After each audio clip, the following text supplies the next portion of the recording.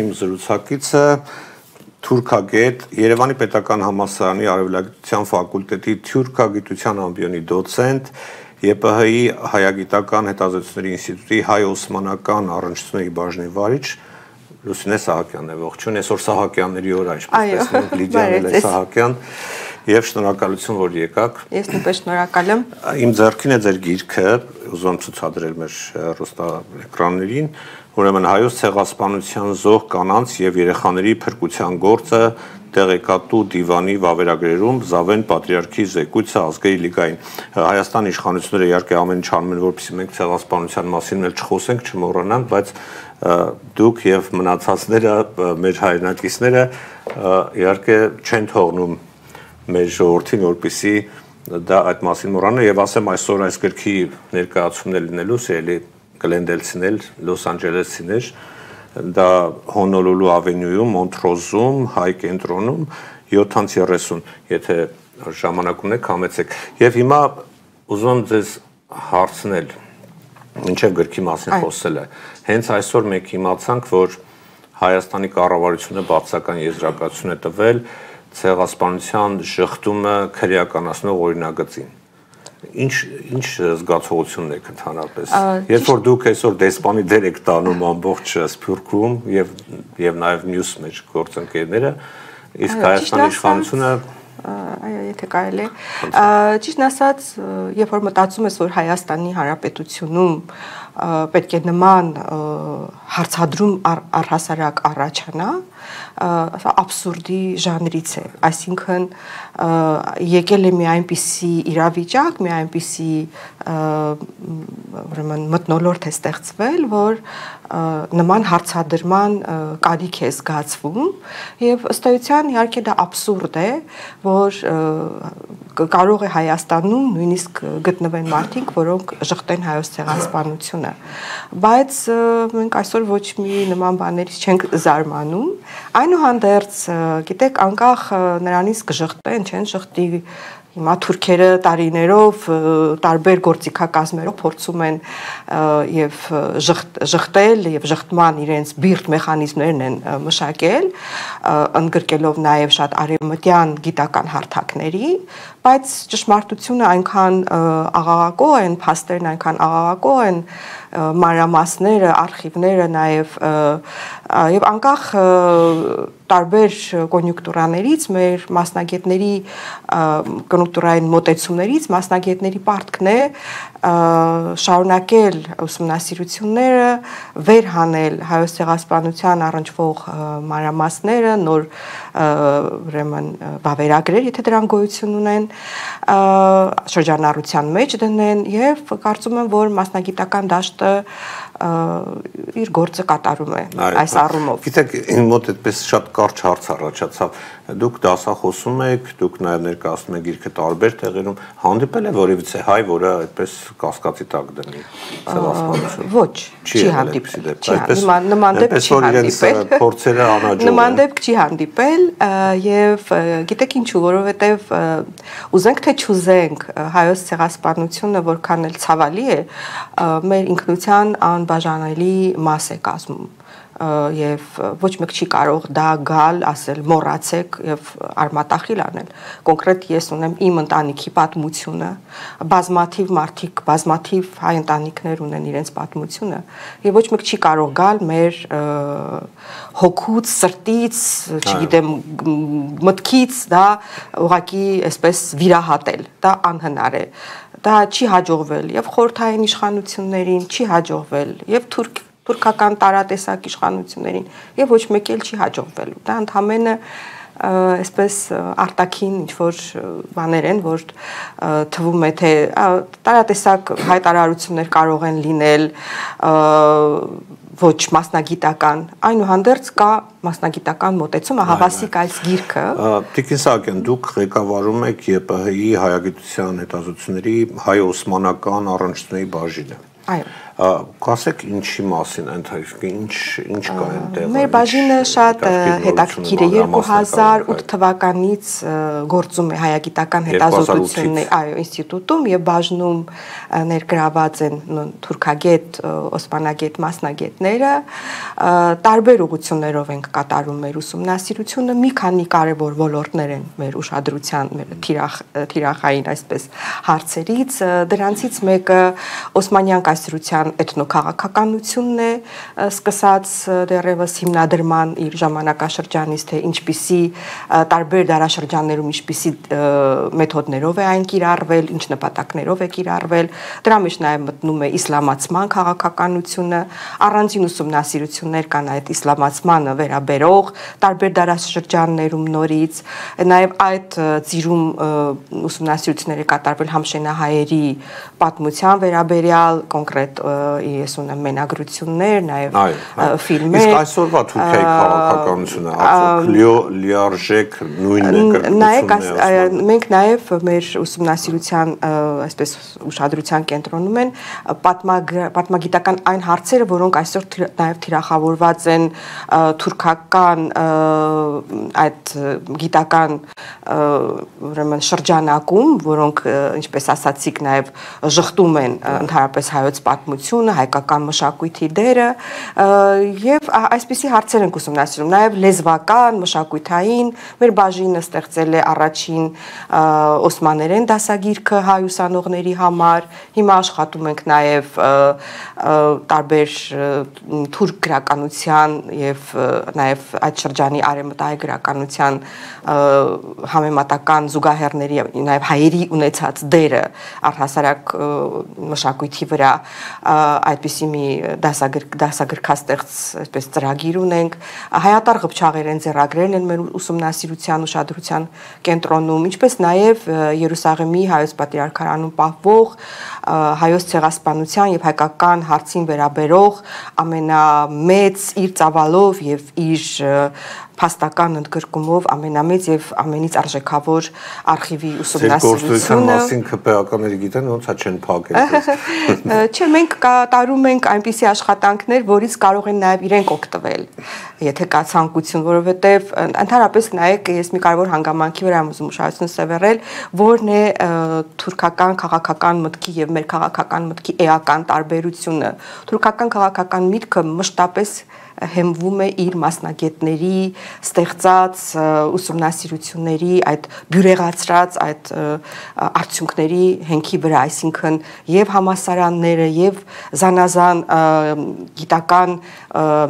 ռազմավարագիտական կենտրոնների ուսումնասիրությունները նրանք դառնում են նաեւ քաղաքականության կարևոր բաղկացուցիչը։ Եվ ահա մեր ուսումնասիրությունները նույնպես կարող են դառնալ, եթե կա այդ ցանկությունը, դառնալ նաեւ շատ կարևոր տարբեր քաղաքական ուժերի տարբեր կազմակերպությունների համար օրինակ ասենք այդ ցեղասպանության արխիվը որ մենք սկանավորել ենք տարիներ շարունակ Երուսաղեմում առհասարակ եմ ասում միտք ասացիք որ թուրքերը այսօր այդ ժխտողական քաղաքականությունը ամբողջ աշխարհում տարածում են եւ համագործակցում են արևմտյան ինչ որ հաստատությունների հետ կան մանրամասներ կարող եք այո հայտնի են որ արևմտյան տարբեր գիտնականների նրանք ուղակի ֆինանսավորում են ինչպես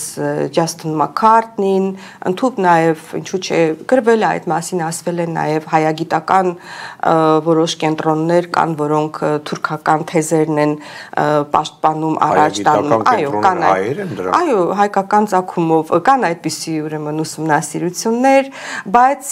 նաև արևմտյան հեղինակներ ենք մենք տեսնում նրանք որ պաշտպանում են թուրքական թեզերը այսինքն հայոց ցեղասպանության ժխտողական քաղաքականության այդ թեզերը եւ սա է որ այսինքն այդ հայերը հայագիտական կենտրոնները ինչ բնականը չեն կարող ժխտել որ ցեղասպանություն չի եղել չէ Չեն կարող ժխտել, բայց տարբեր այսպես ձևակերպումներ ունեն, ասենք հայտնի այն թեզերը կան, որ իբր թե պատերազմի ժամանակ հայերին տեղահանել են, առավել ապահով վայրեր տեղափոխելու, այդ թեզը մենք նաև ընդհանուր Աքչամի մոդել է այդ թեզերը երևում, այնպես չի, որ նա միանշանակ պաշտպանում է հայոց ցեղասպանությանը, նրա եթե նայում եք նրա մեկնաբանությունները առհասարակ նա ասում է իհարկե ցեղասպանություն ասում է, բայց ասենք որոշ ձևակերպումներ կան, որոնք շատ նման են թուրքական թեզերին։ Աքչամը թուրքական, այսպես ասած, հովանավորություն ունի։ Ես չեմ կարող ասել, չունեմ դրա պատասխանը, բայց ես ունեմ իմ վերապահումները։ Նրա ուսումնասիրության դա առանձին թեմա է։ Բավականին հայկական լայն շրջանակներ են աջակցում, ֆինանսավորում, նույնիսկ գիտեք UCLA-ում հայագիտություն։ Դա առանձին թեմա է, առիթ կունենանք խոսելու։ Իսկապես մենք շատ թեմա ունենք թերևս բացելու, բայց մեր ժամանակը այսօր սահմանափակ է եւ կանք գլխավոր թեմային ձեր գիրքը, ուրեմն հայոց ցեղասպանության զոհ կանանց եւ երեխաների փրկության գործը տեղեկատու դիվան վավերագրերում։ Խնդրում եմ այսպես հնարավորինս հակիրճ ասեք ինչի մասին է գիրքը, ավելի մանրամասներ ովքեր հետաքրքրված են կարող են այսօր գալ ժամը 7:30 եւ լսել ձեզ։ Այո, նախ շատ հակիրճ ասեմ, որ տեղեկատու դիվանը ստեղծվել է։ Նոր է հրապարակվել, մինչև այստեղ գալը նաեւ շնորհանդես է տեղի ունեցել Երուսաղեմի հայոց պատրիարքարանում, քանի որ այդ վավերագրերը պահվում են Երուսաղեմի հայոց պատրիարքարանի արխիվում եւ արխիվը այդպես էլ կոչվում է հայկական հարցի եւ հայոց ցեղասպանության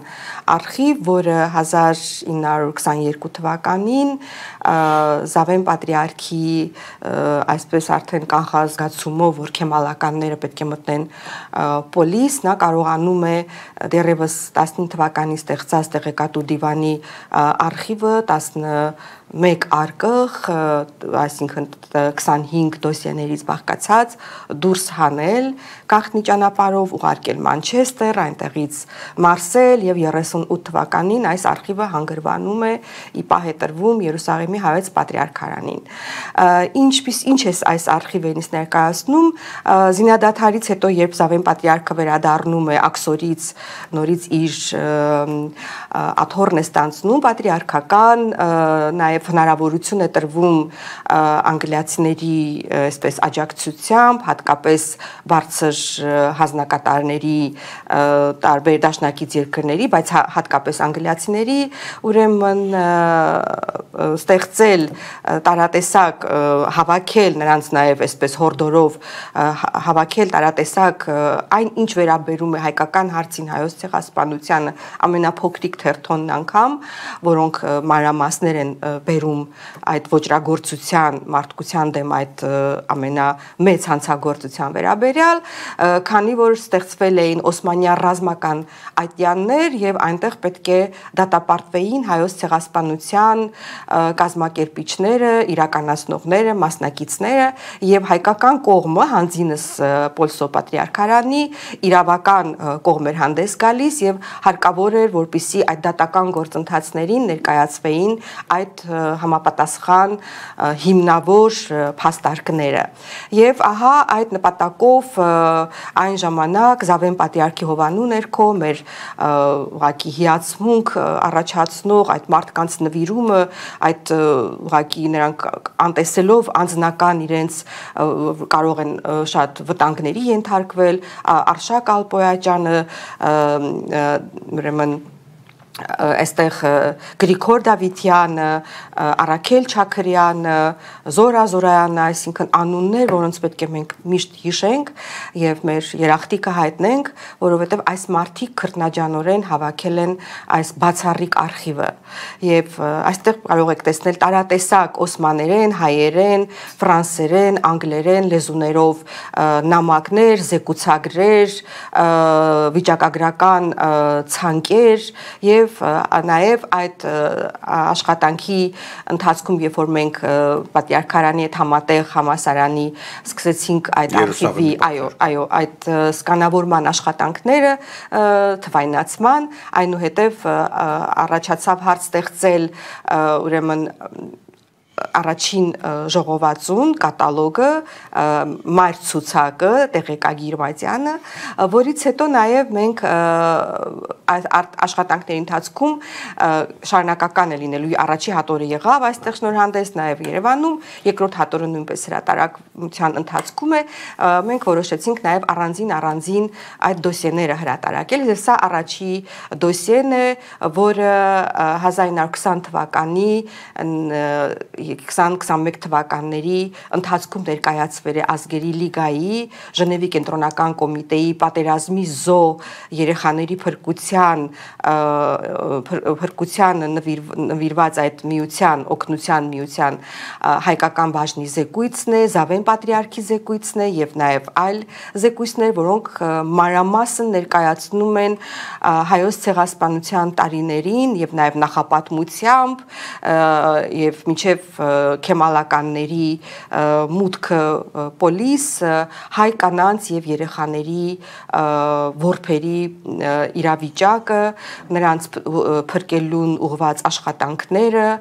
եւ շատ ցավալի փաստեր են բերվում այստեղ։ Այդ փաստերի մասին մեր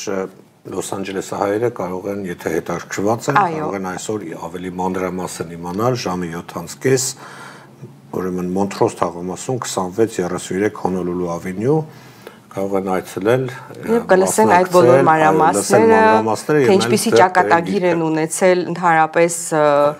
ցեղասպանության ընթացքում հայ կանայք եւ երեխաները, որոնք նաեւ խոցելի խավն են համարվել այդ շրջանում։ Շատ շնորհակալություն Տիկին Սահակյան, ցավոք մեր ժամանակը մոտեցավ ավարտին, հուսով եմ մեկ այլ առիթով ավելի պատրամասեն կխոսենք։ Ես նույնպես շնորհակալ եմ հրավերին մաղթում եւ հիշեցնեմ իմ զրուցակիցը թուրքագետ ԵՊՀ Արևելագիտության ֆակուլտետի թուրքագիտության ամբիոնի դոցենտ Լուսինե Սահակյանն է, շնորհակալություն ուշադրության համար, կհանդիպենք։